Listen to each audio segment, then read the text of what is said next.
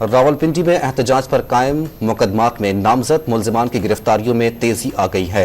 Police ने मजीद 170 मुल्जिमान गिरफ्तार कर लिए। मजमूई तौर पर गिरफ्तार मुल्जिमान की तादाद 300 से तजावुज कर गई। मजीद जानते हैं डॉन न्यूज के नुमाइंदे ताहिर नसीर से। ताहिर, बताइए क्या डिटेल्स हैं?